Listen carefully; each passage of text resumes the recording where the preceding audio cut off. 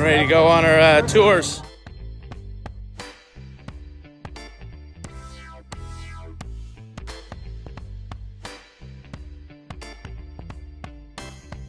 The electronics industry, if any of you are familiar with it, is quite difficult to keep on top of manufacturing of electronic components.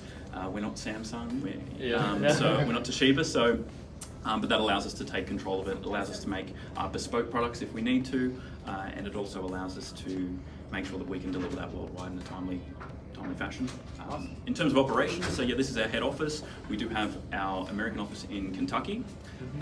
News for you guys, we have just opened our California office. Ooh, nice. Okay, in Lake Forest. That makes it easy. Yeah, because I call Kentucky like all the time. Yeah. So you'll still be able to call Kentucky. So we've just expanded our reach. That expands our opening hours as well for the United States. We also have New Zealand. We have an office in New Zealand now. We've just literally opened our UK office, and we also have a European office that's due to open soon.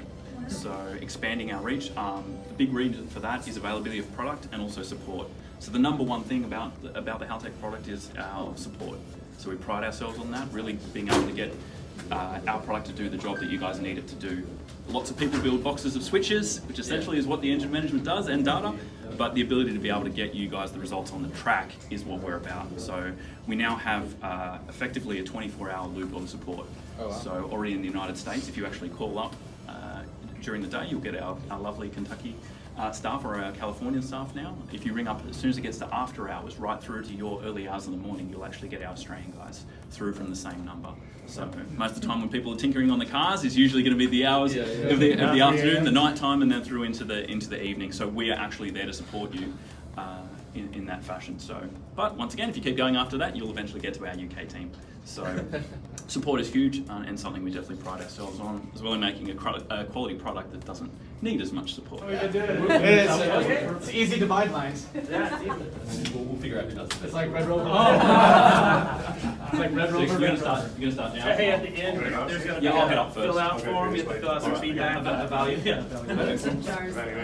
know you guys. Okay, so we do have, sort of just starting here, we do have a couple of bits of relics. So some of the stuff that we're talking about, so that computer right at the top is actually a Haltech F2 fuel computer that was done. So that was the sort of where it all started back in '86, and then sort of expanded from there through to our current range now. So we are a global company, so we do a lot of stuff here in Australia and quite prominent here in Australia. We do have over 50 countries that we now support. So yeah,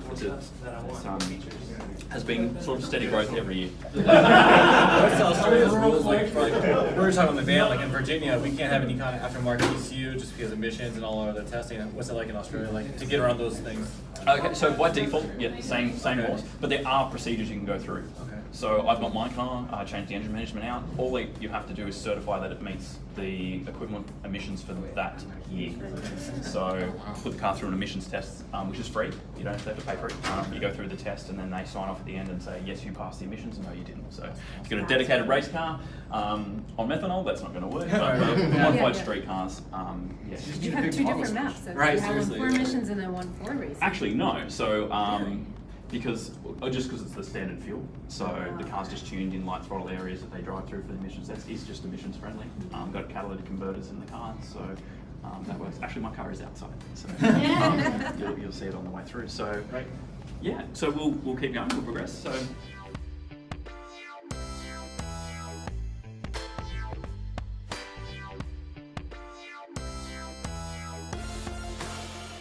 2 years now, so we're in a smaller facility, so we've come to this bigger one that we've rapidly outgrown as well. But sort of we've got some our meeting room, sort of boardroom, so a lot of communications with our other offices all the time, and big kitchen area that we've got. We do have quite a good culture here at Haltech. That's a global thing for us and something that's really important. Majority of the staff are car guys and car girls, I should say now. So when you're speaking on the phone with someone, they do get it. They're not call centres somewhere else in the world. Majority of the people, both here and in every office, do have probably more modified cars than they should. So we all suffer the same sickness. So once again, just trying to give you guys exposure to our culture here. But yeah, come through. What lots of pictures around some of the both customers, dealers, sponsors, so sort of a bit of an overview of some of the stuff that we do. We are quite prominent in drag racing, especially domestic drag racing in the US. The products themselves do lend themselves to that kind of motorsport, but there's nothing stopping. There's no difference for us in terms of what we do in that versus what we offer for time attack, for circuit, for dirt, tractor pulling, you name it. We can sort of control it. So anything with an engine, we can. Gasoline engine. We can, so, Right, that's the next thing. thing. The next thing is controllers. We'll get there. So. Through here. So this is our lovely sales and tech department. Busted. Yeah. Meeting. So all the guys here. So as we mentioned before, we do pride ourselves on technical support. So we have more technical support than anyone in the industry. So if you guys do get stuck, then you can call up. And once again, from the United States, if you do call after hours, you'll get automatically routed through from here. Free call, so you don't have to worry about the charges, but you'll get our Australian staff here. So they have the ability to simulate your ECU, so if we have any problems, we can actually connect to it. And the other way we also do it is remote logins. So we'll remote log in with you on your car and actually show you, rather than just solving problems, we'll go through and actually show you here's what might be occurring with you. Say yes. Cisco and like Juniper and all that. Yeah. So modern technology, we can do that. So, but yeah, these are the guys that you'll get. So we're always training and developing. So these are the guys that are playing with it day in, day out. So everything you need, they can help you with. So, all right, we'll go this way. I like Derek. It's a staple. I know. I was trying not to get it in there, but it was hard. I kind of realized it after. Whatever, just put it out the button on the. Yeah. It comes this way. Probably just printer paper in it anyway. Slide past, swap. Hello. So at the end, so just our marketing guys, which are not here. So Richard, that you might get with Greg. So we have a full-time marketing team with Richard and Greg. So our social media channel, which is a big part of what we do. So we actually have one of the largest aftermarket performance parts reach in the world. So not just within the engine management space, but also within full social media. These guys are in control of it. You may have seen lots of our YouTube videos. So we do YouTube videos, Facebook videos. A lot of those are an extension of us, so we're professional yet fun, so there is always a fun element to a lot of our stuff, but really on the education front, so what we try and do is being able to Let's do amazing shit. So, yeah, let's do amazing shit. So, That's what I was taking a picture of. anyway, for you guys, so feel free to check it out if you haven't already checked it out. But we do a big push for us is education. So the better you use the product, the better your car goes, the better it is for us. So a lot of the stuff there, we spend a lot of time. We actually do have a studio on site.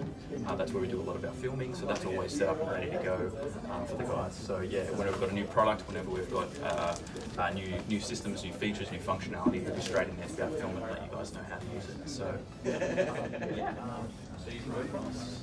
Okay, so the only place I prefer you guys not film is inside our R&D facility for obvious reasons. But yeah, I do want to give you guys a bit of a sneak peek of what we're going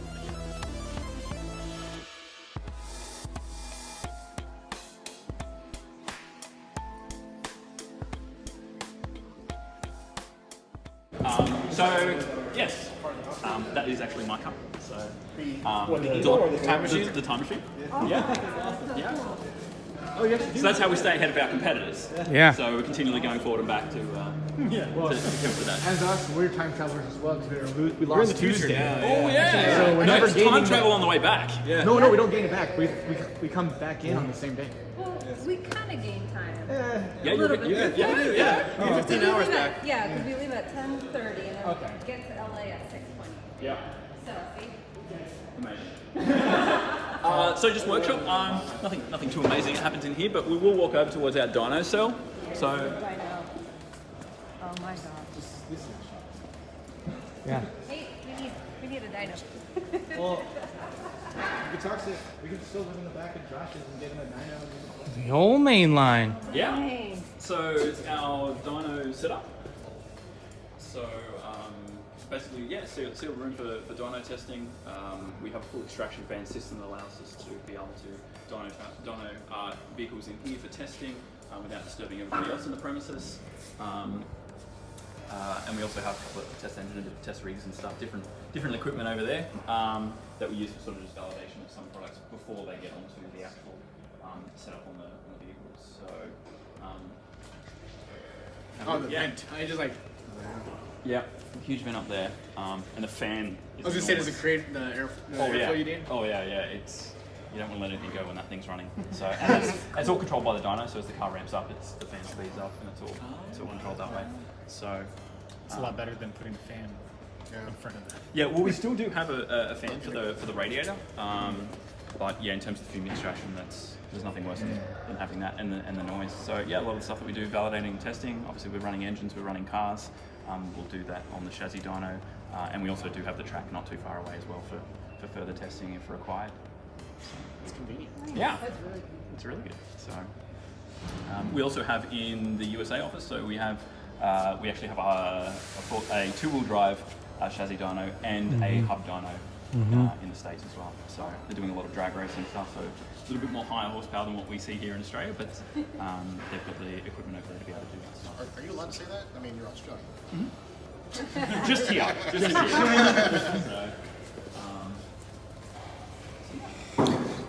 Yeah, they got guys work coming up over there there anyway, at but yeah, 2,500 above horsepower, is our getting on studio the room. hood So dyno there over is where there. they sort of do all the footage and whatnot for our videos. So sorry, it's a little bit crazy at the moment, but yeah, WTAC time attack time. We get a lot of cars that'll come in and out.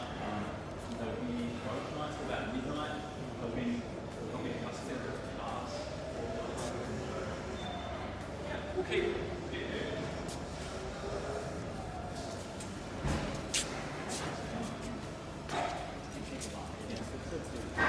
It's a beefy block.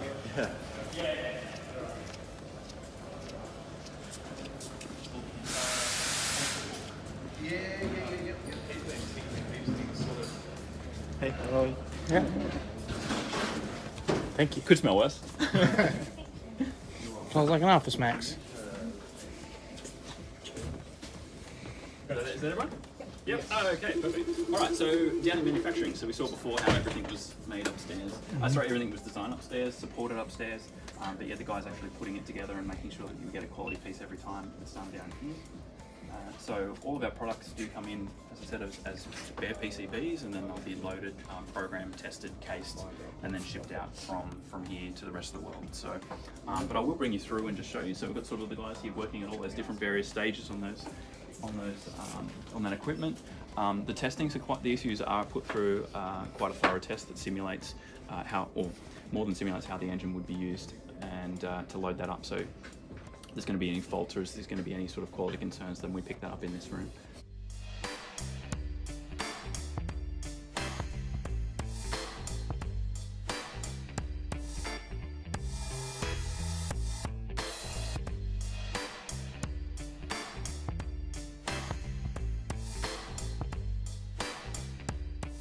So these is our pick and place line. So it'll go through all of the issues themselves will come through, perhaps as blank boards. So yeah, basically they'll come through as a blank board that's designed upstairs by our guys. So all of our proprietary design and experience has gone into that. They'll come through, and then this machine will go through and populate all of the resistors, all of the capacitors, and all of the other electronics that we require. So that's all done here. Depending on the size of the board, it can take anywhere from a few minutes to tens of minutes to do that. They'll do one side, and then it'll go back through the machine a second time to do the second side. So so basically it's under our control, so we're able to keep on top of the quality, and we're also to pick and choose whatever products that we need to make. So that's how we ensure that we always have them in stock for you. So because we can actually have control of them. So how they end up. Some little device. I'll show you a panel over here. So these are actually our wideband controllers that we make. But you can see all the little componentry. So there's basically the blank side that'll come through, and then when they're populated. So I'll find something that's a bit more techy for you.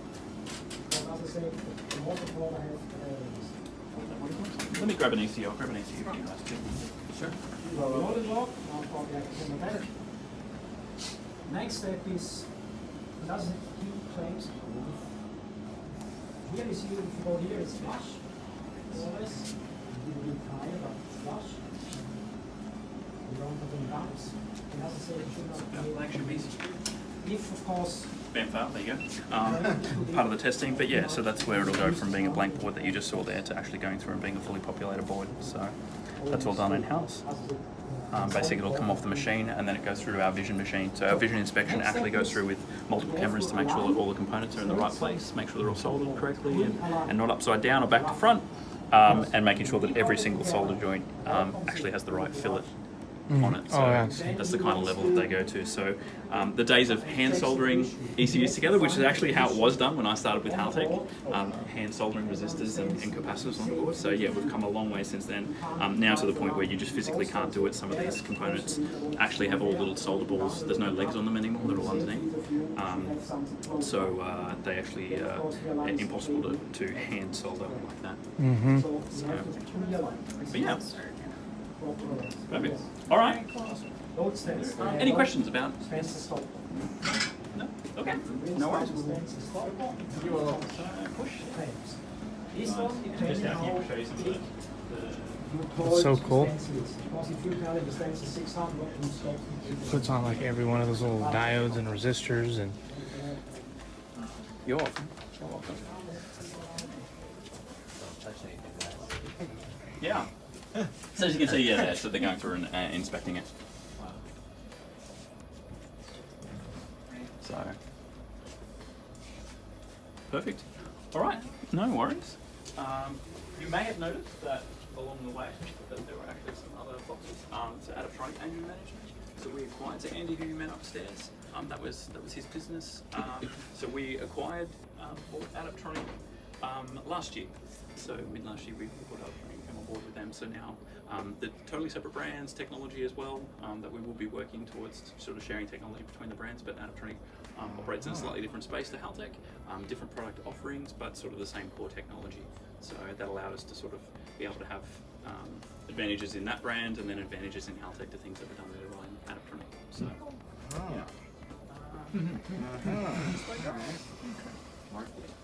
Turbo Smart's like 3 minutes.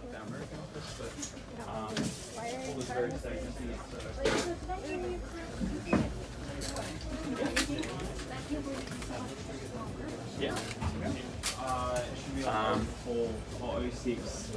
I'm pretty sure it's 06 actually. Just some of our testing programs. So here are all these batches. Basically the ECUs will come off, so the bare boards will come off the machines. They'll be soldered, connectors will be put on, then they're brought onto these machines here, which will basically load them up and simulate them. So exposing the ECUs to abnormal loads than what they would see in real life. And we have a data acquisition system that goes through and monitors that. So if there's anything wrong with any of these ECUs, it'll flag it and let us know. If it's given the green light to pass, then it can be brought onto the next stage where it'll be screwed together and then cased and then finally sent to you guys. So due to the time it takes to be able to run these through, we do have multiple setups, so we can do many of them in parallel.